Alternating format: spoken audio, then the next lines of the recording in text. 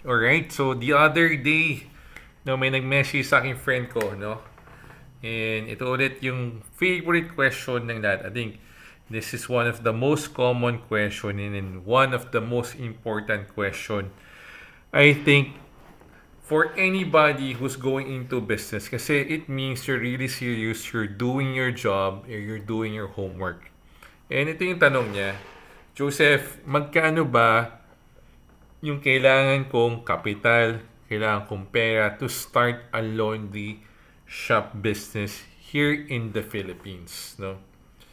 So medyo marami yan, medyo nakadepende talaga yan eh. It depends on what kind of setup you have. So, pag-usapan lang natin, i-share ko sa inyo siguro yung mga bagay na kailangan mo ring ilista or pag-aralan kasi depende naman sa location mo eh or sa LGU mo. So, let's start with that, no? Unang-una, maganda yung ginawa ng kaibigan ko. Nagtanong siya.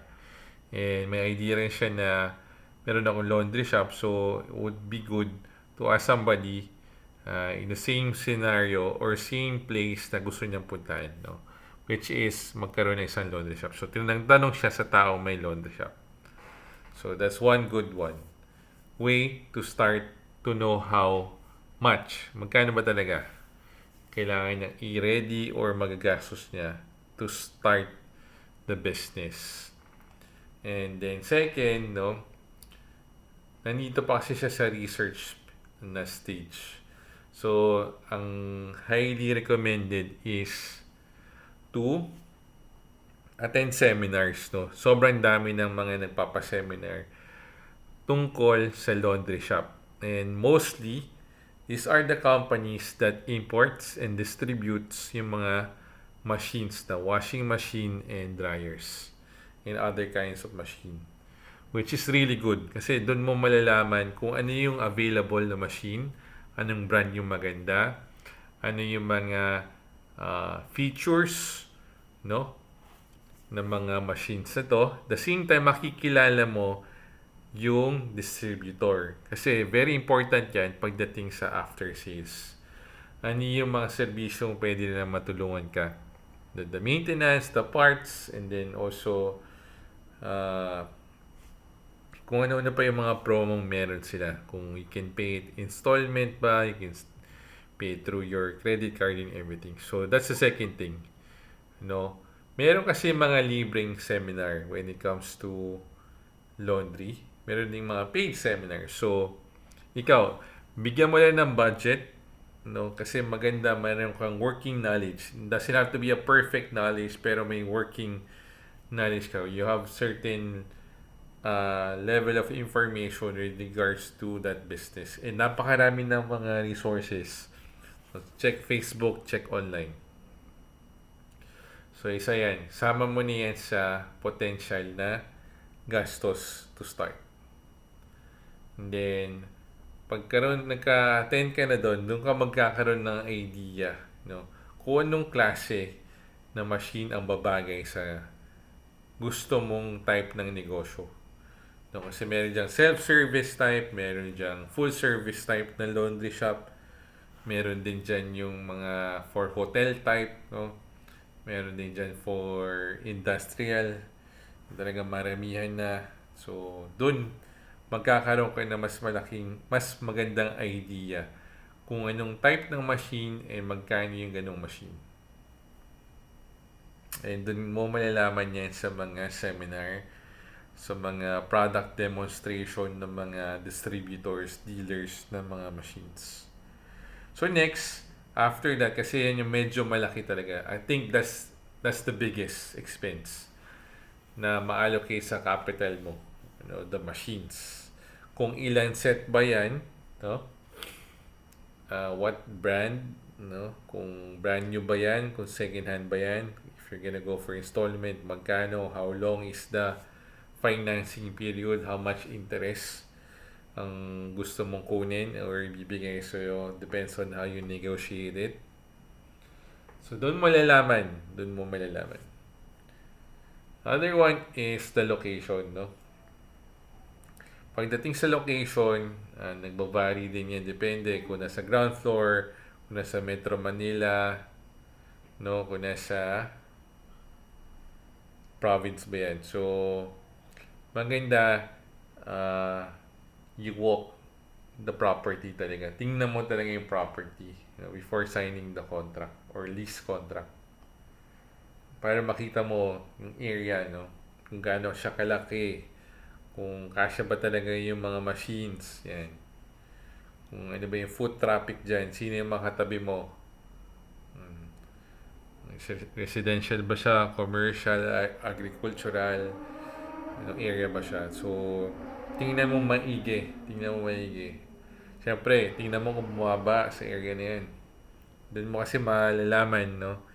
That's gonna be a good location. Pagdating na sa location, tingnan mo rin kung magkano yung rent. Hindi lang yung monthly rent, pati yung deposit, di ba? May advance yan and may security deposit. So, most likely, yan, you have to allocate capital also. So, times 4, usually times 4. So, times 4 of your monthly rent for advance for your security deposit.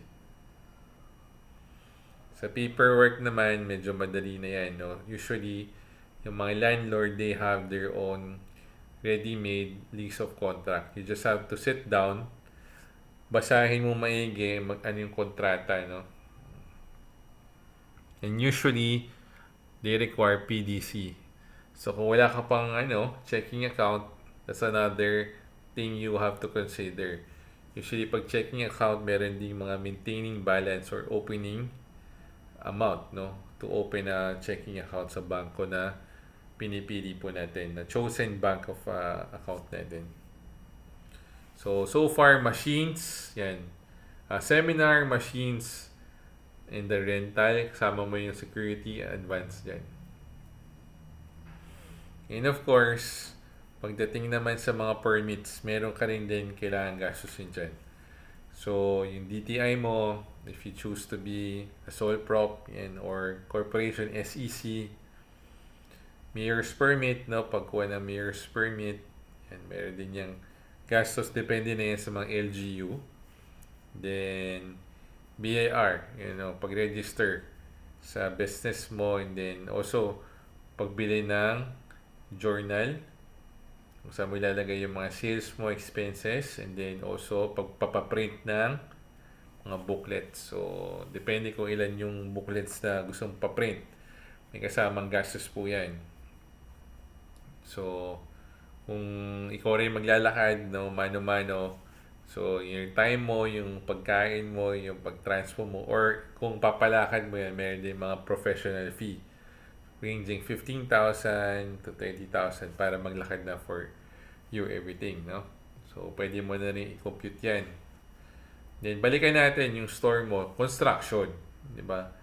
Kung kasama na ba yung sa package ng binilhan mo, usually sinasama na nila yung design, no? Kung hindi, separate pa yan, architectural design, electrical, plumbing, yan. So, find a dealer na bibigyan ka ng libreng design na kasama na, and then also libreng construction setup ng mga machines mo para medyo madali na, wala ka nang iniisip. Okay, so yung mga initial stocks mo rin, sabon, yan, detergent, yan, mga basket, plastic, yan. Yan yung mga pwede mo rin pag-isipan initially, no? Or later on, malalaman mo kung magkano na yan. Tapos, pipili ka ba ng CCTV mo, maglalagay ka ba ng internet mo, doon mo makakalculate lahat yan. And then, ano pa ba?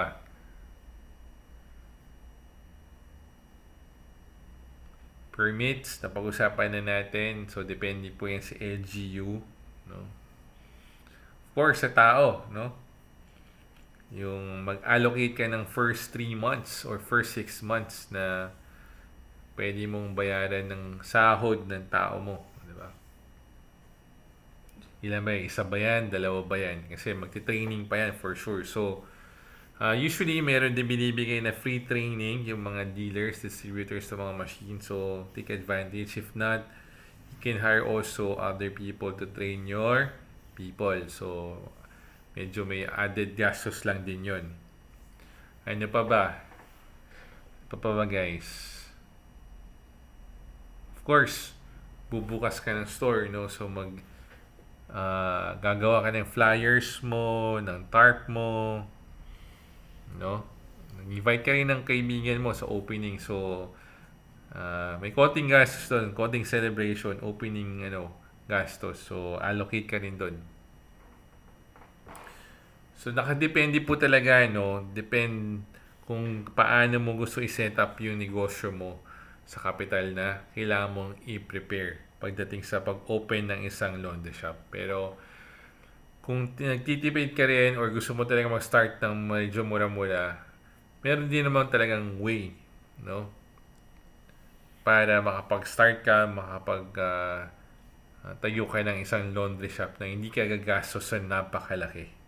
So, pag-usapan natin yan sa ibang mga videos. Kung gusto mong marinig yan, please like. Don't forget to also subscribe to the channel and then comment lang. Ano yung mga natutunan mo dito? Ano pa yung gusto mong matutunan pagdating sa laundry business? No? Please comment below. We'll try to find answers, share information, and good luck sa business nyo.